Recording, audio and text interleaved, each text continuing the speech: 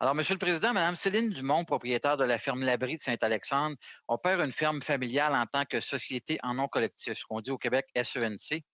Donc, elle contribue à la sécurité alimentaire du Canada, bien sûr, en temps de crise, mais elle n'est toujours pas admissible au compte d'urgence pour les petites entreprises en raison des restrictions mises en place par le gouvernement. Est-ce que le gouvernement changera cette position dans les prochains temps?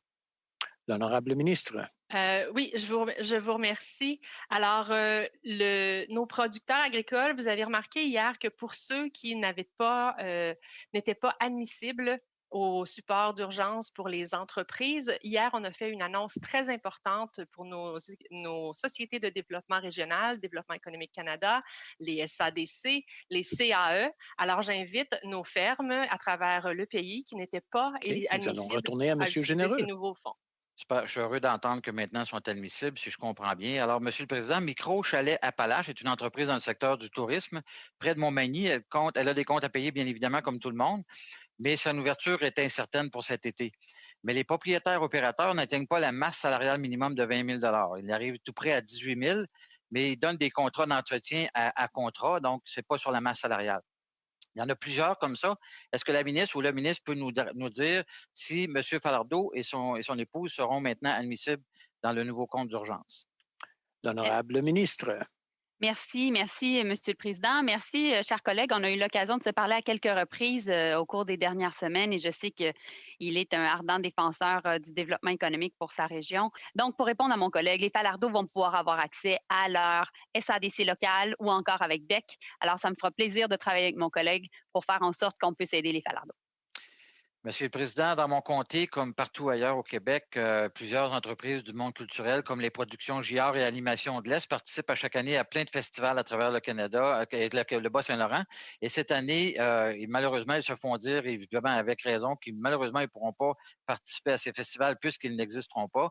Est-ce qu'ils deviennent admissibles en tant qu'opérateurs propriétaires parce qu'ils se payent en dividendes? Deviennent-ils admissibles dans le nouveau programme de phare? L'honorable ministre. L'idée du programme d'aide aux entreprises qu'on a annoncé hier, c'est vraiment s'ils n'ont pas accès à la subvention salariale, s'ils n'ont pas accès aux prêts de 40 000 mais ils peuvent aller voir DEC au Québec ou les autres agences de développement économique au pays pour justement qu'on puisse les aider à passer au travers ces temps difficiles. Monsieur Généreux. Alors, c'est la même chose, j'imagine, Monsieur le Président, pour les organismes à but non lucratif qui sont censés être supportés par le gouvernement dans les programmes qui ont été mis en place.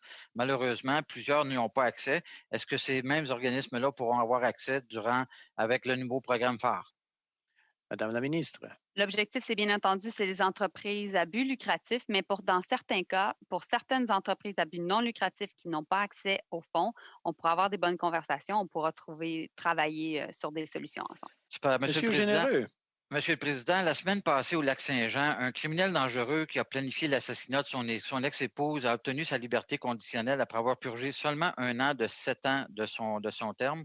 Alors, le ministre, peux-tu nous informer si la victime, Mme Joanne Bérubé, n'a pas été informée des dates et des lieux de la remise en liberté de son agresseur, ce qui lui a permis, et il n'y a pas été permis de participer à des audiences de sa remise en liberté? Pourquoi le gouvernement n'a pas encore pris des mesures supplémentaires avant de relâcher les criminels dangereux? Pourquoi ne protège-t-il pas le droit des victimes? L'honorable ministre.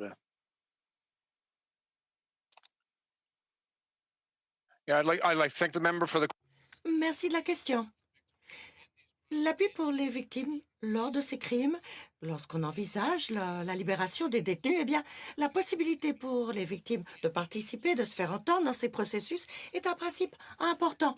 Et nous avons travaillé fort pour le maintenir, même en cette période fort difficile avec la pandémie de la COVID-19. Donc, des arrangements ont été pris pour permettre aux victimes de se faire entendre lors de ces audiences, pour commencer, grâce à des vidéoconférences ou par téléphone ou même par écrit. Les 25 secondes, alors une question très brève, s'il vous plaît. Ben, il semble pas que ça ait été le cas dans le cas de Mme Joanne Bérubé du Lac-Saint-Jean, qui malheureusement n'a pas été en mesure de s'exprimer par rapport à ça lors des audiences. Donc, j'aimerais ça que le ministre nous explique comment se fait-il que ça n'a pas été le cas dans ce cas-là. L'honorable ministre.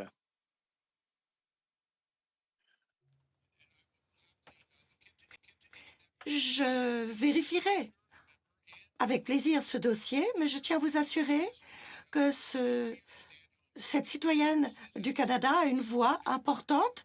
Nous y sommes sensibles. Les victimes doivent pouvoir écouter les déclarations, présenter leurs argumentaires lors des audiences. Dans ce cas-ci, si ça n'a pas été offert, on vérifiera.